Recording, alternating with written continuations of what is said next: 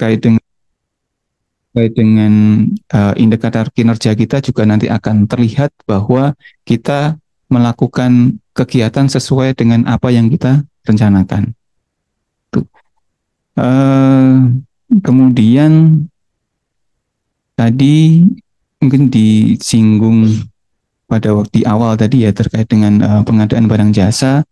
Kalau kita lihat realisasi anggaran dulu ya, realisasi anggaran yang sudah kami himpun, maksudnya kita bisa lihat di aplikasi Sakti. Untuk gibah di FE4 ya, karena kita nggak bisa melihat secara detailnya ini di RH, ini kita ada anggaran sekitar 55 miliar. Untuk realisasi belanja kita masih 13 miliar, jadi masih sekitar 24,58. Ini terkait dengan yang sudah disahkan ya, yang diajukan ke KPPN.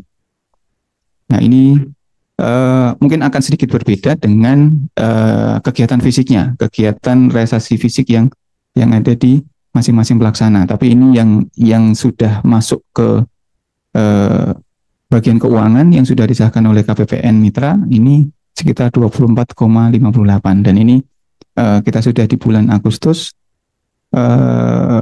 Kami berharap, kami mendorong untuk ini bisa segera diselesaikan gitu ya di akhir tahun, karena nanti akan berhubungan juga dengan yang kami sampaikan terkait dengan IKPA. Pencapaian IKPA kita juga akan turun gitu kalau realisasi belanjanya juga tidak dibarengi dengan pelaksanaan yang mungkin mendekati 100%. Kemudian terkait dengan revisi, mungkin yang perlu diperhatikan adalah terkait dengan akun-akun belanjanya, Pak. Jadi Bapak Ibu mohon diperhatikan terkait dengan akun-akun belanja, karena sekarang kita sudah menggunakan Sakti, semuanya akan diproses melalui akun atau melalui dari perencanaan. Dari perencanaannya, kalau memang akan membeli peralatan mesin, akan membeli mobil gitu ya, itu gunakanlah akun belanja modal peralatan mesin.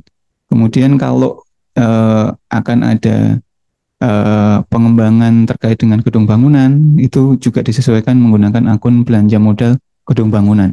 Karena ini akan termonitor di aplikasi Sakti apabila akun-akunnya tidak sesuai dengan yang dibelanjakan nantinya atau direalisasikan. Jadi mohon disepakati atau mungkin dikomunikasikan antara pelaksana kegiatan dengan bagian perencananya. Jadi apa yang akan dibelanjakan itu sudah harus tercermin di anggaran. Karena kalau tidak nanti akan ada monitoring di Sakti terkait dengan belanja barang versus asetnya. Jadi itu tidak sesuai. Jadi salah satu yang perlu diperhatikan. Kemudian terkait dengan anggaran yang tadi disampaikan terkait dengan pemeliharaan, apakah bagaimana nih terkait dengan mekanisme pemeliharaannya gitu. Nah, karena ini adalah hibah yang penarikannya melalui kuasa pun ini ya, hibah terencana, semua aset sebetulnya sudah tercatat di masing-masing satuan kerja. Jadi secara teorinya, karena asetnya sudah dikuasai oleh Satker, pemeliharaannya pun sebetulnya sudah bisa muncul gitu ya. Nah, ini perlu dikomunikasikan ke masing-masing Satker, karena biasanya untuk aset-aset yang memang sudah dimiliki oleh Satker, pemeliharaannya juga sudah bisa dianggarkan. Hanya saja untuk aset-aset seperti mobil gitu ya, atau pemeliharaan gedung bangunan, ini perlu masuk ke RKBMN. Nah, mohon nanti juga disampaikan ke operator asetnya, karena kita sekarang juga sedang menyusun RKBMN. Ini juga harus disampaikan ke teman-teman aset pada waktu menyusun rencana kebutuhan barang milik negara. Jadi salah satunya adalah dia harus memperhitungkan berapa sih pemeliharaan yang akan dikeluarkan. Nah ini perlu disampaikan juga agar tidak nanti tidak ada masalah pada waktu apa namanya penelahan POK. Biasanya kan kalau penelahan ini sudah ada di RK atau belum, di RKPMN atau belum. Nah ini biasanya nanti akan sedikit mengganjal gitu ya.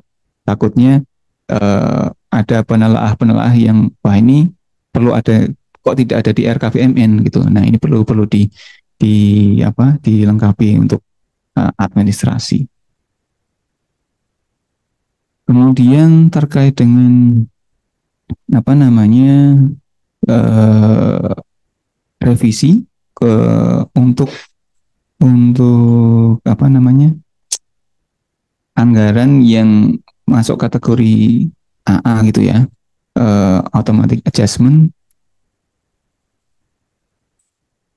Tadi pagi saya koordinasi dengan teman-teman di PE HKT terkait dengan yang AA ini, mohon nanti disikapi dengan bijaksana gitu ya. Takutnya karena ini sudah apa namanya sudah diplotkan untuk di-adjust gitu ya, nanti tidak bisa direalisasikan. Jadi mohon untuk nanti bisa dikomunikasikan dengan teman-teman di PE apakah ini akan bisa dipakai atau tidak gitu.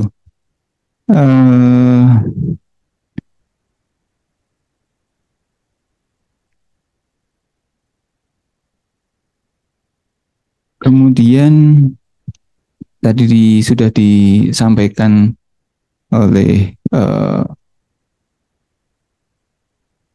Ibu sebelumnya ya terkait dengan kita perlu segera untuk apa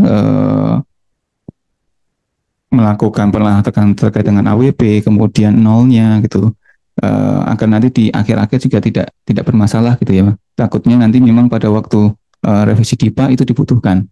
Jadi mohon segera untuk dilengkapi, untuk segera dibahas gitu ya, agar prosesnya tidak terkendala. Mungkin itu Pak Daru yang bisa kami sampaikan. Terima kasih. Assalamualaikum warahmatullahi wabarakatuh. Terima kasih Mas Hari atas penjelasannya. Tadi disampaikan terkait dengan apa itu akun ya. Jadi jangan sampai usulan-usulan nanti itu salah nomor akun sehingga itu nantinya tidak bisa masuk dan biasanya itu suka mental itu ya. Terus yang kedua ini berkaitan dengan nah ini memang ini kan kita sedang memformulasikan AWP yang direvisi gitu ya Mas ya. Pada saat ini nanti akan revisi untuk DIPA-nya itu kan pastinya ada nggak kira-kira ancer-ancer gitu ya untuk pembahasan dengan DCA-nya itu kapan, sehingga teman-teman dari Forest Program 4 ini juga bisa menyiapkan gitu ya, persyaratan-persyaratan. Tentu saja ini nanti kalau sudah dibahas ya, baik oleh konsultan, oleh PIU, oleh NPMU, oleh PIE, dan kita sudah mendapatkan revisi gitu ya. Ini nanti kan perlu dibahas lagi dengan DCA sehingga ini mungkin yang pelaksanaannya itu apakah bisa secepat, kalau dari rencana revisi ini kan 31 Oktober DCA, saya kira mungkin ini untuk kewenangan yang DCA ya. Jadi kalau mungkin nanti ada perubahan-perubahan hanya POK saja, saya kira mungkin bisa lebih lebih awal bisa dibahas dengan teman-teman Kementerian Keuangan. Baik, Sebelum masuk ke teman-teman dari apa itu BPKSDA ya, mungkin ada yang perlu ditanyakan dari teman-teman PIU khususnya untuk revisi. Ini mumpung ada teman-teman dari Sedijen, jadi hal-hal revisi yang perlu ditanyakan, saya kira mungkin perlu ditanyakan juga di sini. Ada? Ya, Bu Magda. Terima kasih Pak Daru. Saya ingin sedikit menanyakan Pak untuk terkait perubahan revisi dari PEA itu. Yang pertama adalah kita ada untuk pembayaran langsung Pak ke konsultan itu kita anggarkan 2 kali dan kemarin sudah terrealisasi 1 kali. Nah, kebetulan anggaran yang kami ajukan dalam satu pembayaran itu lebih besar daripada yang realisasi. Apakah itu bisa kita pindahkan pada kegiatan lain yang ada di dalam kegiatan kita? Itu satu Pak. Yang kedua, kita ada juga belanja modal Pak. Nah, ada juga yang tidak terserap di situ dan kita akan pindahkan ke kegiatan lain. Apakah itu juga bisa atau gimana Pak? Mohon arahannya Pak. Terima kasih. Ya, silakan Mas Ari. Untuk yang pertama tadi, jadi ini ya apa namanya, untuk pembayarannya itu lebih besar gitu ya, pembayaran langsung. Oke. Kalau untuk yang pertama saya belum dapat literasinya ya, maksudnya saya belum dapat informasinya ini nanti akan seperti apa terkait dengan pembayaran yang apakah ini bisa bisa dialihkan gitu ya terkait dengan nilai yang sisa tadi. Nanti saya akan coba tanyakan ke teman-teman PE ya, karena memang porsinya ada di PE. Cuman untuk yang kedua yang terkait dengan belanja modal tadi, sebetulnya ini bisa dialihkan menurut saya ya. Jadi tergantung dari kesepakatan dengan donornya, apakah ini bisa dialihkan. Yang pertama terkait dengan kesepakatan agreement tadi. Yang kedua karena terkait dengan perubahan dari belanja modal ke belanja yang lain atau mungkin bisa jadi ke belanja barang, itu perlu ada revisi DIPA Mbak. Gitu. Jadi kecuali kalau sebetulnya sama-sama di 53 mungkin itu prosesnya tidak serumit kalau 53 ke 52 ya. Dan itu sebetulnya juga tidak serumit kalau 52 ke 53 sebetulnya. Jadi kalau 52 ke 53 itu prosesnya sepertinya agak panjang juga. Tapi kalau biasanya kalau dari 53 ke 52, 52 ke 51, nah itu biasanya pembahasannya lebih mudah. Tapi ini juga tergantung nanti penelaahan dari teman-teman di eselon 1, karena memang ada rekomendasi dari eselon 1, kemudian ada kalau memang ada perubahan sepertinya juga ada perlu ada diskusi juga dengan teman-teman DJA. Kalau terkait dengan APIP, apakah nanti diperlukan, nanti kita tanyakan lagi apakah ini diperlukan adanya rekomendasi dari APIP, karena biasanya kalau terkait dengan APIP terkait dengan top up atau ada pengurangan gitu ya. Mungkin itu Mbak yang bisa kami sampaikan. Ya, sudah Bu. Ya Pak, ya saya silakan Pak.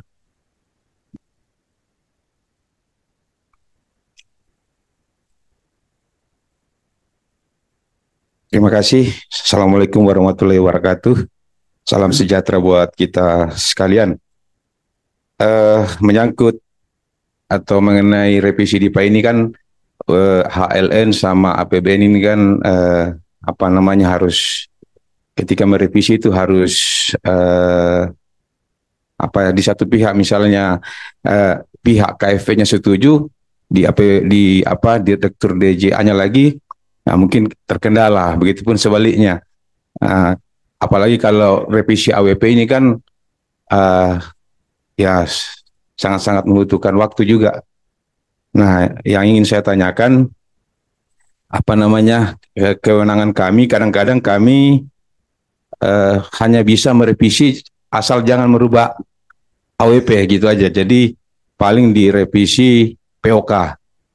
Nah, itu pun kalau kita merevisi POK, AWP tidak berubah, tetapi digital stamp berubah, tetap revisi DIPA lagi.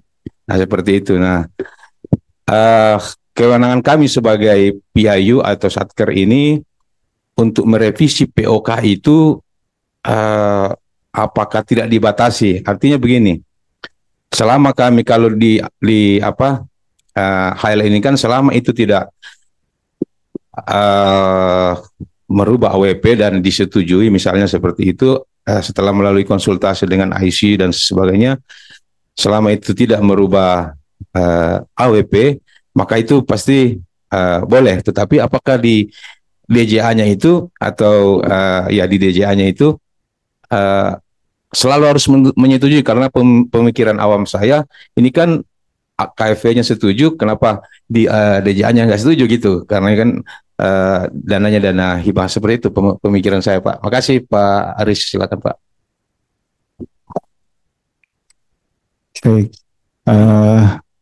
Jadi kalau terkait dengan tadi Pak perubahan POK gitu ya.